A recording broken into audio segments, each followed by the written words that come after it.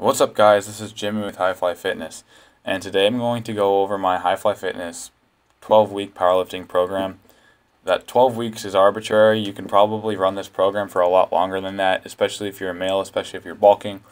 In my opinion, it's probably one of the best novice programs you'll be able to find on the internet. Like that being said, not that many people have run it, but it's a variation of a lot of different programs. I've implemented a lot of similar theories from Mark Ripito, Johnny Candido, Izzy from Powerlifting to Win, the Gray Skull LP, basically every novice program ever. There's some variation of their theory in this program. So I'm going to start off with the upper body day with the pause benches. That is going to be your primary focus of this workout. Your pause bench is really all you want to do to increase here. You want to make sure that you're putting as much energy as you can into the pause bench before you start thinking about the other movements after this. The movements in the red are the movements that you are going to do no matter what. The movements in the gray are all optional. So that means you need to try to focus all your energy on making sure that your form is so perfect for the bench press, or at least good enough to be able to compete in the bench to be able to compete in a powerlifting meet. So that means you're pausing for about 2 seconds, maybe 1.5 seconds, depending on who the meet director is at the meet. And you're also focusing on power and getting the weight up and progressing each week. So the rep scheme is 3 sets of 3 to 6 reps. What that means is your progression scheme is going to vary workout to workout. That means if you hit 3 sets of 6 on the pause bench press, you're going to increase by 10 pounds on the pause bench press on the next workout. If you hit 3 sets of 4, 3 sets of 5, any variation of in between 3 sets of 3 and 3 sets of 6, then you're going to increase by 5 pounds on the next workout.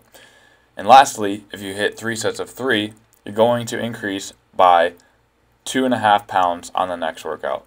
That means you are going to need microplates if you want to be running this program successfully and for the longest amount of time possible. One of the problems with some of the other programs that are linearly periodized is that they assume you'll be able to increase by 5 pounds every workout no matter what, like Strong Lifts 5x5, for example. It's a good program, and I don't think there's much wrong with it. However, the progression scheme can be a little daunting and a little bit slow. One of the things that Izzy from Powerlifting to Win emphasizes with his novice powerlifting program, it's a 3-day split, deadlift, squat, and bench every single day, is that it allows you to progress as fast as you want to, which is what I really liked about that, and which is why I added that to this program. So you can progress as fast as you want to. I don't want you to progress I don't want you to progress if your form is breaking down significantly.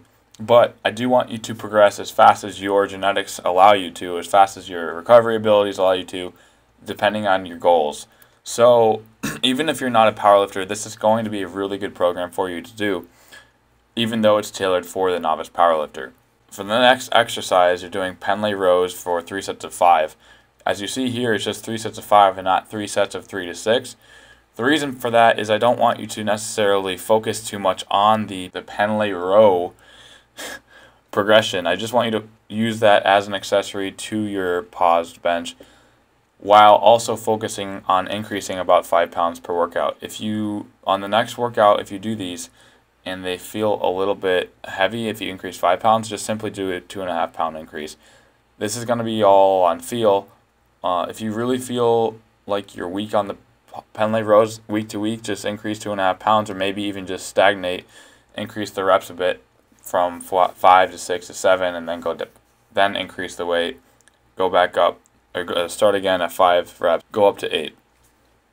Similarly with the military press, it's going to be maybe pretty easy to increase about 2.5 pounds to 5 pounds per workout, and if you really want to, you can implement the exact same periodization as the pause bench. So if you want to do 1 set of 6, if you do 1 set of 6, increase 10 pounds. If you do 1 set of 4 to 5, do increase 5 pounds, and if you do 1 set of 3, increase 2.5 pounds.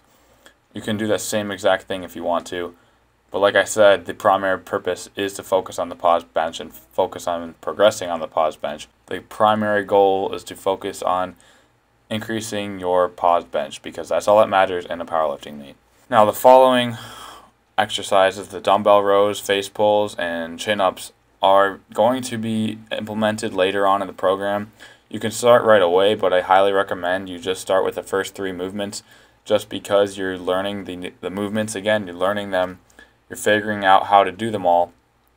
And having 6 exercises in one workout is a little bit too much, and you're going to confuse your motor patterns, your motor pathways that are basically how your brain remembers how to perform a movement. So if you have 6 of these workouts you've never lifted before, it doesn't really make sense to do 4 or 6 different things all at once. Learn the first 3, the pause bench, the pendlay row, and the military press. And then maybe when you start to get really good at that and you need to you aren't thinking too much about form, you know exactly how to do those lifts, you can add some of the other things. Luckily, you won't have too much of a imbalance once you really get into this program, once you add the dumbbell rows, the face pulls, the curls, the chin-ups, because that basically covers everything on your upper body. So that's all that you really need to focus on in your upper body movement. So let's move over to the lower body exercises. The lower body exercises, just your competition squat. So however you prefer to squat, however you feel is the squat that allows you to be the most powerful, which will take quite a bit of time to figure it out. You may prefer the high bar squat, you may prefer the low bar squat, and it doesn't really necessarily matter, but you just need to figure out which one you prefer. Because as a beginner, it takes a lot more time to get stronger when you are going in between high bar and low bar, high bar and low bar. Just pick one, whatever you start out with, just kind of stick with that as long as you can. I'd recommend starting out with low bar if it feels good the first time. But some people's leverages just simply don't allow for the low bar squat to be optimal for them, or the high bar squat may hurt their knees too much because their torsos are so long and their femurs are really short. So just figure out what's best for you. Similarly with the sumo deadlift, if the sumo deadlift just doesn't feel good for you when you start out, I think it should for most people. Maybe not. Maybe taller people won't like the sumo deadlift when they start, and so the conventional deadlift might be the deadlift for them. Again, that'll take a few weeks, maybe 4 weeks to figure out. After 4 weeks, just stick with the squat that you like and stick with the sumo deadlift that you like, or the deadlift form that you like, because it's just wasting time and it's wasting your progression abilities. Progression with the competition squat is just 3 sets of 3 to 6 reps. You increase by 10 pounds if you get 3 sets of 6, increase by 5 pounds if you get anywhere from 3 sets of 4 to 5, and increase by 2.5 pounds if you get 3 sets of 3. This is, again, going to allow you to progress a lot longer than any other program that you're going to be running that's out there on the internet that has just a set number of reps that you can hit. And if you don't, then you're going to stall, and then you get down on yourself, whereas you could just increase by 2.5 pounds and continue to progress, because in the end, progressive tension overload is really all that matters when it comes to progress. Similarly, with the sumo deadlift, if you get 2 sets of 6, then you're going to increase by 10 pounds on the next workout. If you get 2 sets of 4 to 5, you're going to increase by 5 pounds. If you get 2 sets of 3, you're going to increase by 2.5 pounds on the next workout. As you see, the lower body accessory is kind of just there, and you have basically unlimited freedom as to what you want to do there. A lot of people may choose to do some core work. They may do some stiff-legged deadlifts. They may do nothing, and it doesn't really matter, especially because doing sumo deadlifts and competition squats are going to be taxing on your lower back. And as a beginner, you really just want to focus on the big 3 movements and getting the motor patterns down and perfecting your form. So again, I don't think you should add any accessory work for the first few weeks until you get the 3 major movements down, the squat and the bench and the deadlift. Just don't add accessory work. You don't need it. You need to focus on those primary movements. After you get done with this program, basically, if you start stalling on the bench press, you have two sessions in a row where you can't increase by 2.5 pounds. that's when you need to start to think about doing an advanced novice routine, where instead of increasing every session, you only increase once per week basically on that workout, or on the upper body, so on the bench press. And then similarly for the squat and deadlift, if you start stalling on either one of those, I would recommend simply switching to an advanced novice program.